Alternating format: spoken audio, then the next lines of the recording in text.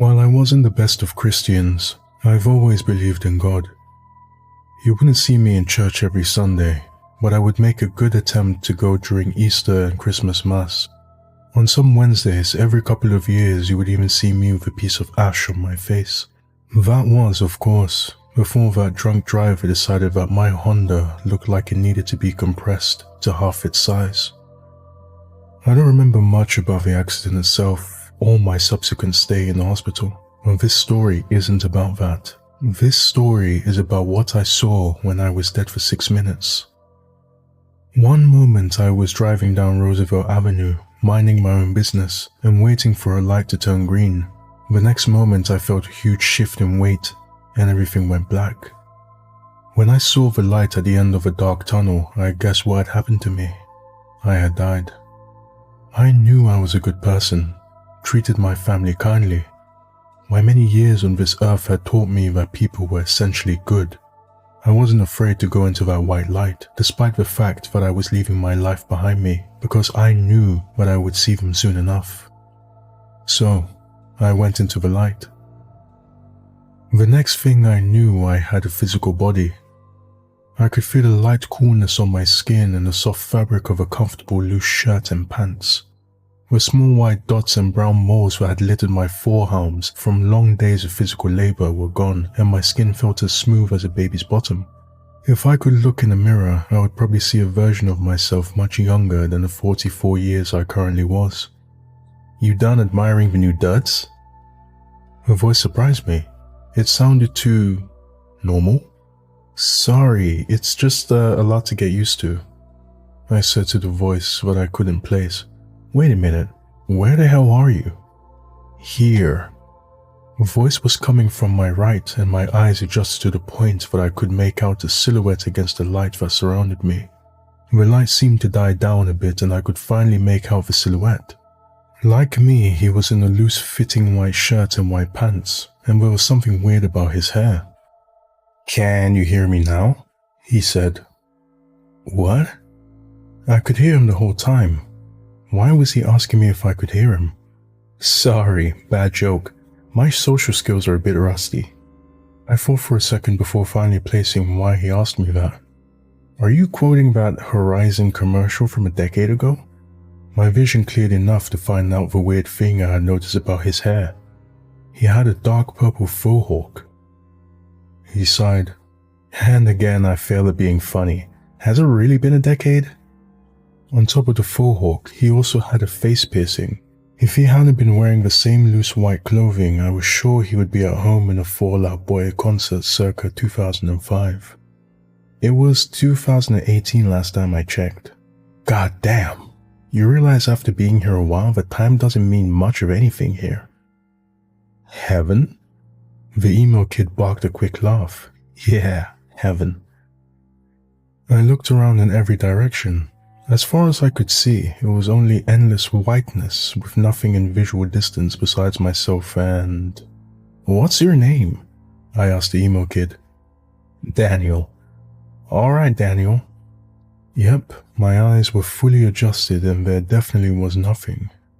If this is heaven, then where the hell is everything? He looked at me in silence for a second. I'm not the only one making bad jokes right now, apparently.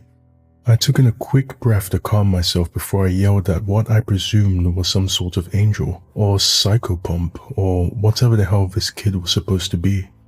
Is heaven really standing around with you in a white nothingness for all of eternity? Daniel looked at me sadly. No, it's not. I just wanted to spend as much time away as possible. Daniel wanted to spend as much time away as possible. From heaven. Why? I asked for one question I had stirring in my brain. He looked off into the blank distance in silence before answering. "I guess you have to find out sooner or later." I was about to ask what the hell he was talking about when I felt a sudden shifting, that stomach-dropping feeling of sitting in a roller coaster as it drops from 100 feet, and there was suddenly a gate in front of us. White pillars reached into the air far enough that I couldn't see the top. Between the pillars were bright walls of what looked like solid sheets of marble that extended far into the heavens. What the fuck just happened? I almost fell over from the sudden shift of location and the appearance of vertigo-inducing walls where nothing had existed before. That, he motioned towards the wall in a defeated gesture, is where you're going, unfortunately. Daniel? I noticed a light brighter coming from the top of a wall and pointed towards it. What's that light? He looked up at where I was pointing. Don't look directly at it unless you want a blinding headache. I stared as the light grew brighter and brighter. It was getting just close enough that I could see a pair of wings somewhere in the bright shining light of its core. There was another pair behind the first, and another somewhere closer to its leg. Its head looked like the head of a lion. No, wait. It was an ox head, but it had a beak and a human mouth. Do not be afraid. A voice boomed out from the shining light that grew ever closer.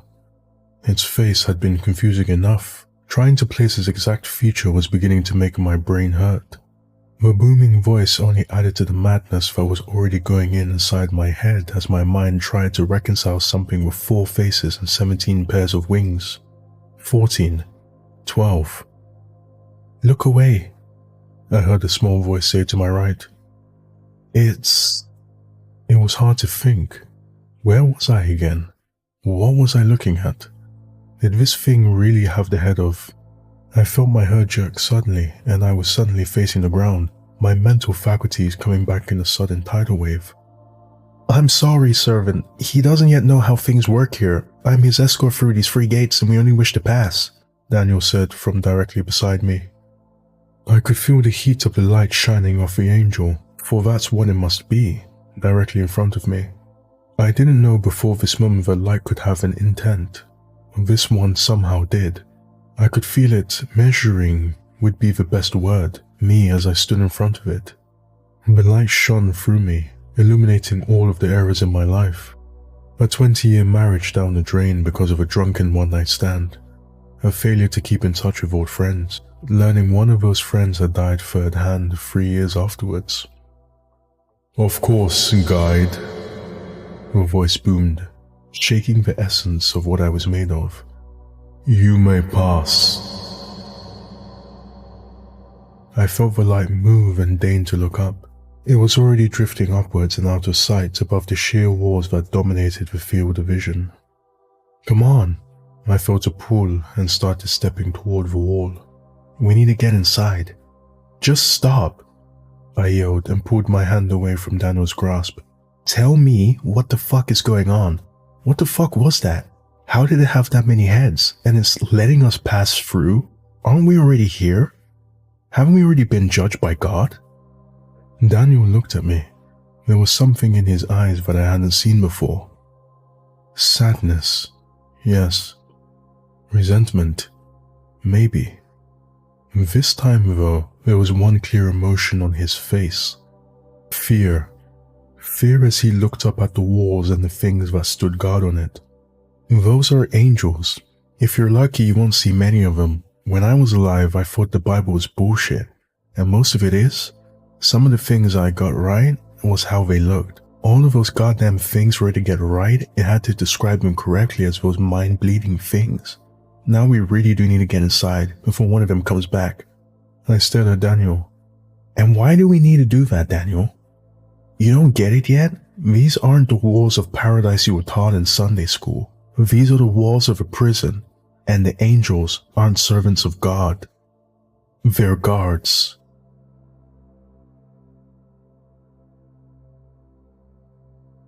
Now, Daniel continued, let's get inside before another one comes down to check on us. Daniel started walking towards the wall before I could muster any kind of response to his words. If the angels were guards, what the hell were they guarding?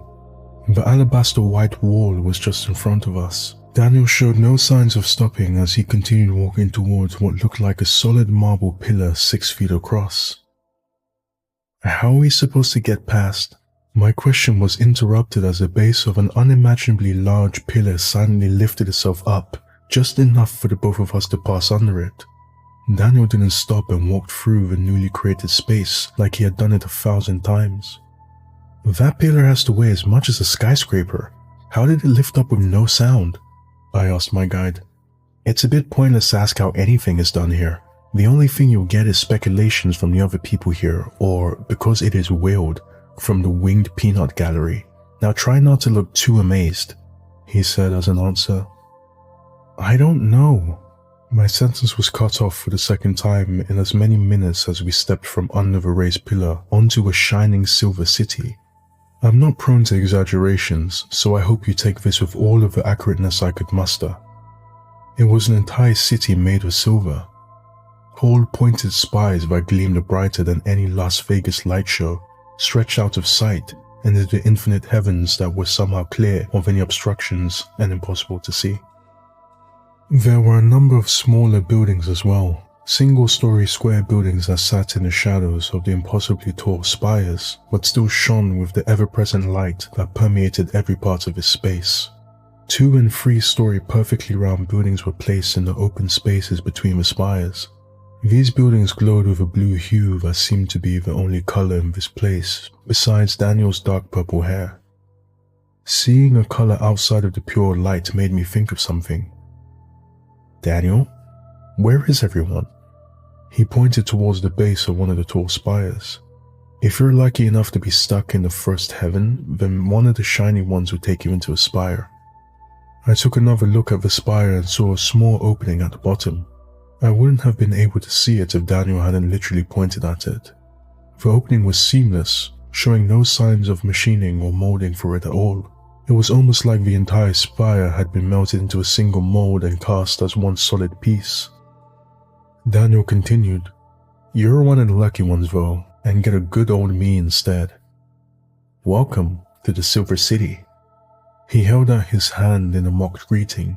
Whatever else I had to say about Daniel, he seemed to be able to exude sarcasm without uttering a single word. You didn't answer my question. That's because I was avoiding it. I stared at him. He could probably see my annoyance because he sighed and continued. Despite how this place looks, it's pretty much empty. Anyone still around is either in the second or third heaven. Still around? Daniel looked up towards one of the spires in silence for a long moment before saying, You'll see. I was getting really tired of this cryptic shit. I've been dead for what felt like an eternity, and we've barely gone 10 feet into the Silver City. There was no one else here, and nothing to look at beside buildings that defied definition. I was getting ready to start yelling again, maybe try to get one of the angels' attention, before I noticed something coming off one of the round 3-story buildings. A ball of blue light split off from the surface of the building, followed by a second, then a third. They took their sweet time, Daniel said as the blue lights approached. Unlike the massive glowing monstrosity that greeted us at the wall, these things were about the size of paperweights. What are they? I asked as the 3 balls orbited around my head. The glow had dimmed down to a soft fuzz that didn't hurt my eyes. Cherubs. I stared at the tiny blue orbs. They didn't have any defining features I could pick out.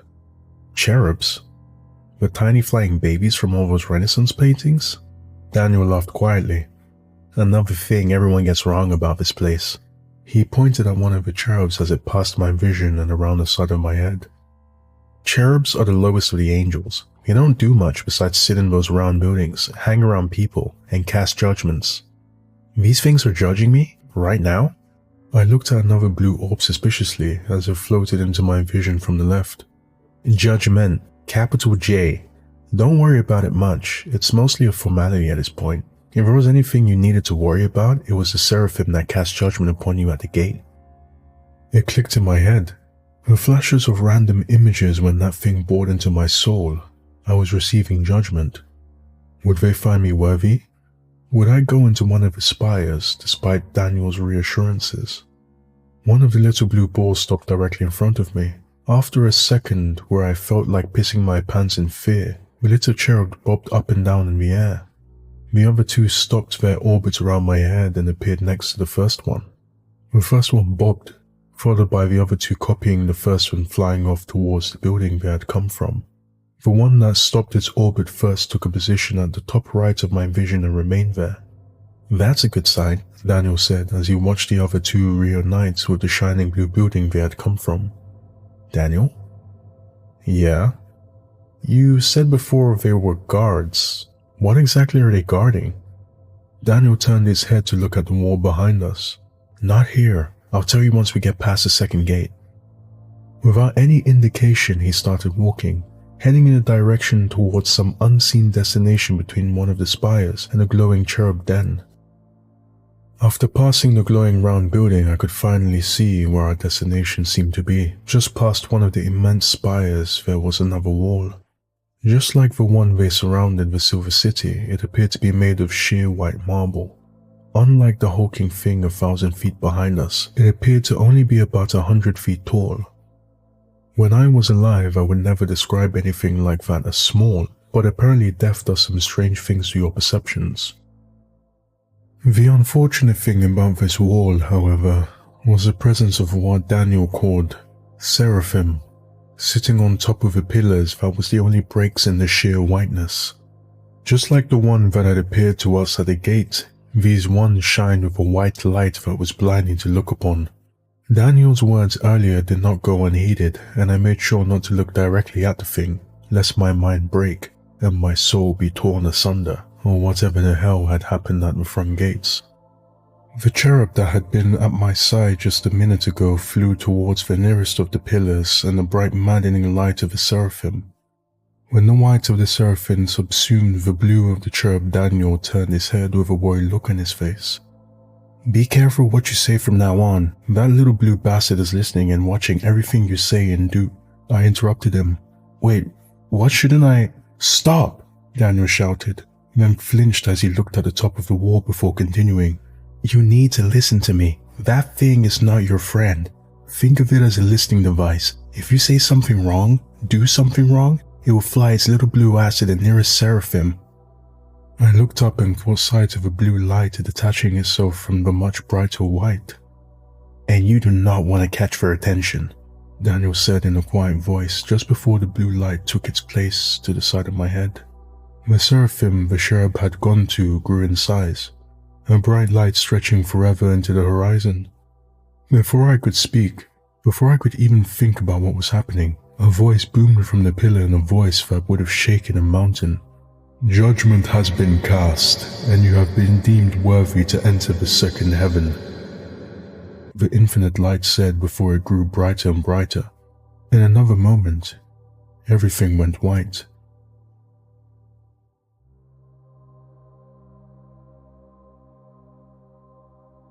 "You could have fucking told me that was gonna happen," I yelled as I felt around my sides blindly for anything to orient myself. Without any warning, the blinding light suddenly vanished and I saw something that surprised me, even more than the spires of silver and angels that were taller than infinity. People. "Welcome to the second heaven," Daniel said. There were people everywhere. Hundreds and hundreds of people standing around, each with their own white clothing and glowing blue cherub.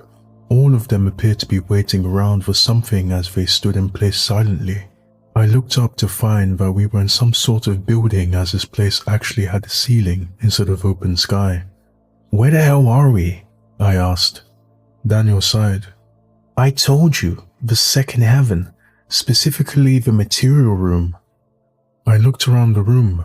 Two of the walls appeared to be made of the same flawless marble the gates were made out of.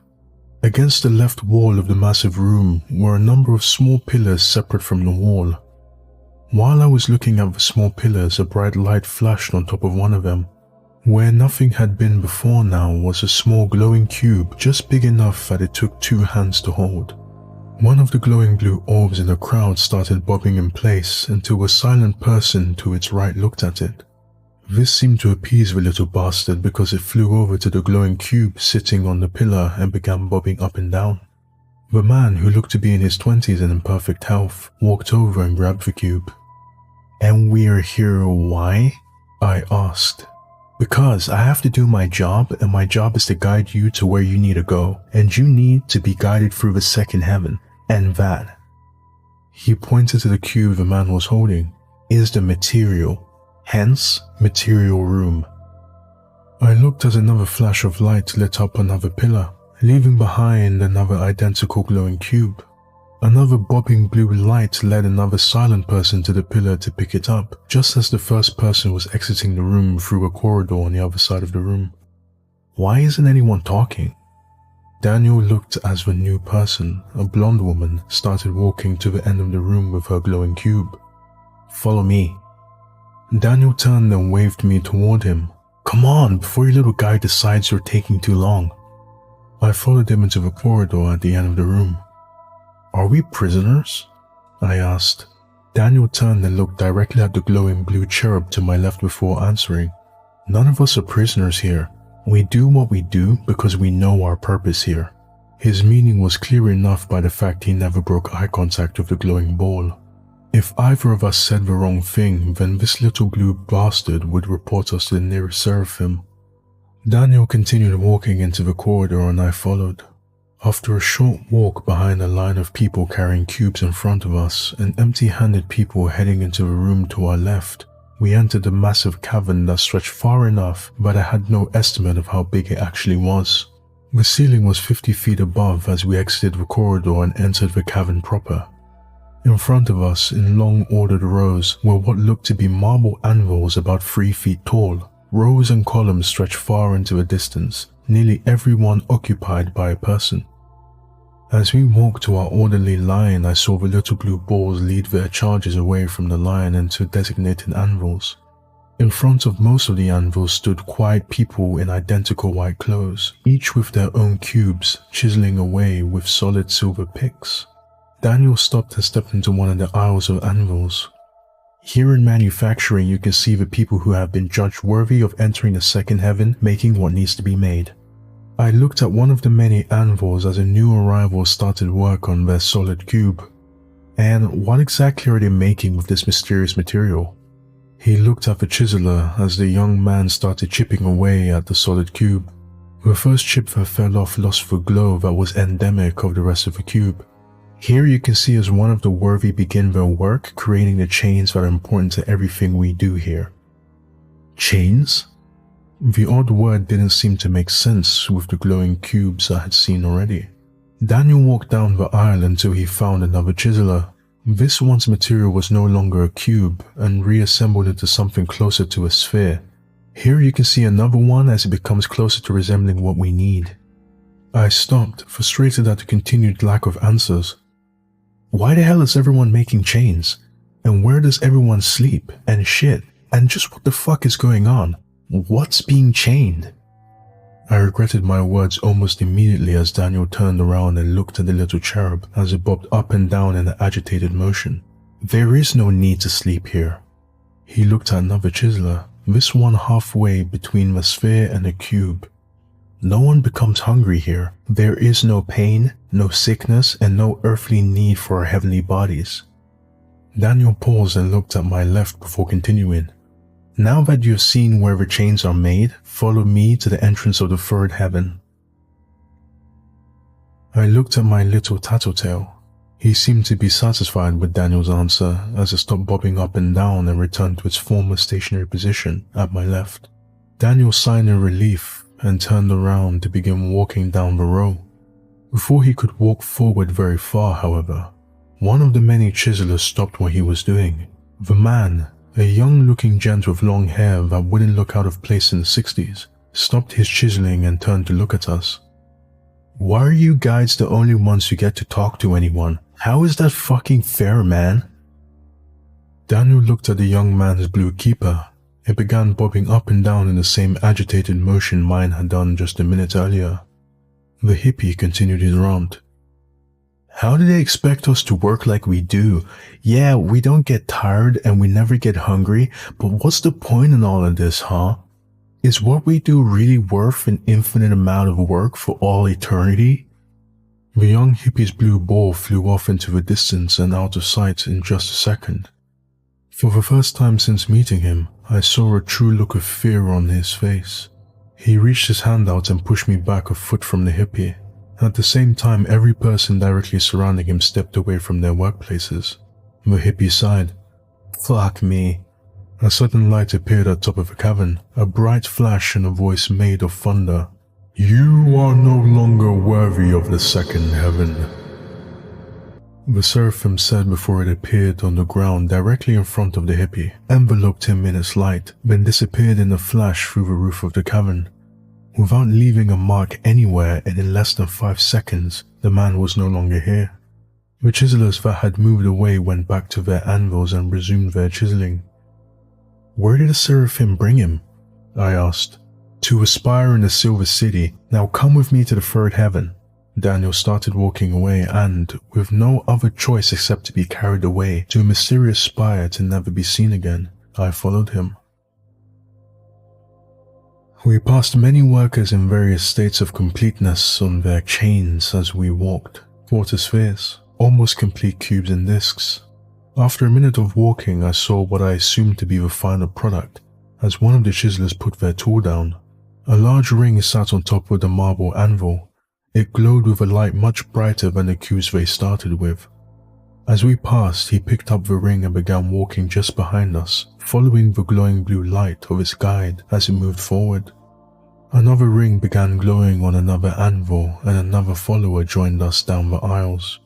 By the time I could see the other end of the cavern and the corridor we were walking towards, there was an orderly line of people with glowing white rings. The image would have been ridiculous if I wasn't so terrified of attracting the attention of one of the glowing monstrosities and disappearing into a spire. "Guides?" I asked Daniel just ahead of me. He turned his head but continued walking. "There are more than one of you?" Daniel laughed. "Of course, you think I show 6 billion people around here? And you're the only ones allowed to talk?" He looked forward and down. He answered in a whisper that I could barely hear. "Of course. How would anyone know what to do without someone telling them what's going on and what their responsibilities are?" I looked at my blue little ball. It seemed content with the conversation we were having. "So no one ever gets tired?" "Have you?" He was right. Despite the hours of walking I'd done since we entered the wall, I wasn't even the slightest bit sore. I wasn't thirsty. I wasn't hungry. I felt like I could walk forever, and something clicked. I looked at the people on their anvils, chiseling away at their glowing cubes, and I thought about if I was doing that myself, I could work on that forever. They could work on that forever. I looked as the little blue balls led empty-handed workers towards the material room and people carrying glowing rings to the back of a line we were at the front of. An eternity of working in silence doing the same thing over and over again, or a mystery fate in the spire when no one's ever seen again. "We're here," Daniel said. I looked forward, my thoughts interrupted. As we approached a short corridor, at the end of it was a large wooden door, the first thing in this entire place that wasn't made of either stone or metal, and a single man standing in front of it. I couldn't place exactly what bothered me about him until we got a bit more through the corridor, and it became obvious. He was glowing. Not ridiculously bright like the seraphim, and not a softer blue like the cherubim, but a warm yellow that resonated with a sense of hope and joy. He smiled as we approached. "Guide, have you brought me one worthy of the third heaven?" Daniel took a quick look at me. "Yes." The man standing in front of the wooden door smiled at the little cherub as it flew over from my side into his. He looked at it for a moment, nodded, then looked at me and smiled. "You are worthy of entering the third heaven and receiving the truth. Do you wish to know?" Daniel looked at me with a severe look on his face and nodded in a "yes, for the love of God, say yes" motion. I looked at the people behind us waiting with their glowing rings. If there was a choice besides an eternity of chiseling a cube into a ring, then I would have to be an idiot not to take it. Yes. The glowing man smiled at me, then looked over at Daniel. "I give you leave to enter the third heaven, guide. Your charge is deserving of the tribulations." I looked away from the glowing man to Daniel. "Tribulations?" Daniel motioned me to his side and we stepped aside to allow the first person behind me with their glowing ring to step next to the glowing man. He took the ring from the person's hand. "Gabriel inspects every ring for flaws." I watched as a glowing man, Gabriel, looked at the ring in his hand. After another moment, the soft glow around him dimmed and the ring in his hand grew brighter. Another moment, and the ring returned to its normal glow. "Gabriel?" I asked the glowing man. He smiled and held the glowing ring out to me. "The Archangel Gabriel?" Gabriel smiled. I took the ring from him, stunned at the revelation of what I was standing in front of. When Gabriel finds a ring satisfactory, someone is usually here to bring it through the door. We got lucky this time though. Daniel looked at the Archangel, who was already busy inspecting another ring, and get to bring it in ourselves. I watched as Gabriel held the ring in both hands and did the trick where he made the ring glow brighter. Unlike the one that I currently held, however, the ring in Gabriel's hand first cracked, then shattered into a million shiny pieces. They seemed to disappear as the glow dissipated and faded out of existence. Sometimes the material isn't strong enough for our purposes. Now come on. Daniel turned and opened the wooden door behind Gabriel. Behind it was a large spiral staircase scored through the rock leading upwards. And in we go. Daniel held the door open for me and I went through it holding the glowing ring in my hands. He closed the door and we both began moving up the spiral staircase. I looked up as we took the first steps and could only see the bottom of the stairs as they spiraled upwards. We got a bit of a walk, so if you got any questions now would be a good time. Daniel walked in step beside me up the stairs. "Now we can talk? Isn't the little blue guy..." I pointed at the cherub floating next to my head. "Turn us in if we say something wrong? Now that we left the second heaven, there isn't much we can say that will get them heated. The information in second heaven is restricted for their own good," Daniel answered. I saw a blue light float above for a second before another person, a tall woman with a short afro, appeared from around the corner. Daniel nodded at her as she passed by and down the stairs. She smiled back at him as she did. "Someone you know?" I attempted a light-hearted tone of conversation since Daniel had seemed to grow more relaxed as we walked up the stairs. "I know everyone who travels here. It's my burden to know. Everyone in the cabin you walked through there, every person traveling down these stairs, I've guided every single person in this section of second heaven here." "How's that possible? There must have been tens of thousands of people down here hammering away at those rings." 144,000, he corrected. "How's that possible? Even if you never slept and never did anything else, you died in what, 2005, 2006? That makes no sense." "Time is..." Daniel trailed off for a second. "Different here. Well, not different exactly. It's hard to explain. A moment can last forever. An eternity could be an eye blink. Or something to that effect." I turned my head and looked at him. "I know it doesn't make much sense. I don't really get it either. It's impossible to keep track of it anyway, with no reference points to compare it to," he added. "No shitting, no sleeping, no eating, no drinking," I filled in. "Exactly." We walked another moment in silence. Another person passed us during this period and waved at Daniel. Daniel nodded back as he passed. "What information is so dangerous that the people stuck in second heaven can't know it?" "It's the material and what the material is used for. We've been judged worthy to know that they are making the chains to contain something dangerous, dangerous enough that it threatens all of existence if it escapes. If they knew the truth, then they wouldn't make the chains. At least that's what I was told. I'm personally not sure, but..." He sighed. "I'm not exactly in charge here." "Who is then?" I asked. This question had been burning in my mind since seeing the empty Silver City. I had seen angels of all types and people who never tired on a quest of eternal servitude. But who did they serve? "No one really, as far as I can tell." I looked at the blue ball floating by me. Daniel caught my look and continued.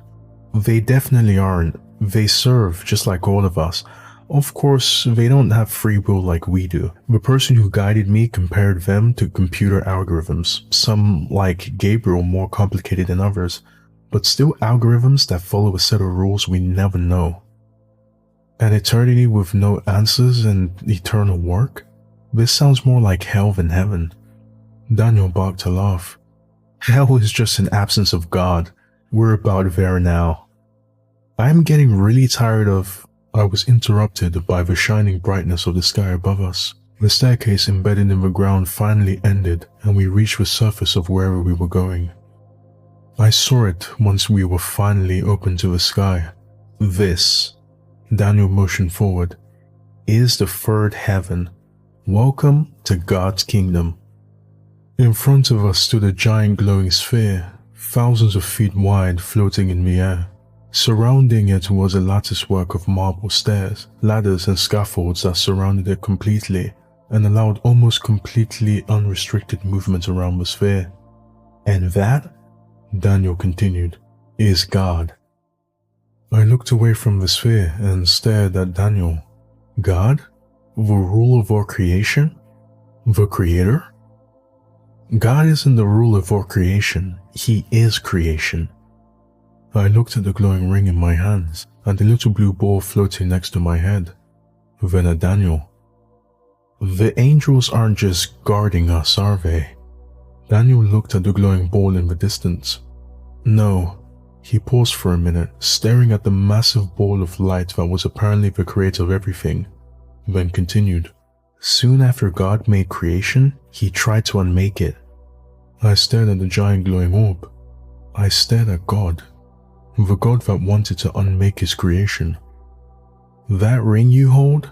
He pointed at the glowing ring. Is belief. Belief forged from the souls of everyone who won't make the chains that bind. When they won't make the chains, they become the chains. I remembered what Daniel had said to me when he began our journey here. The spires?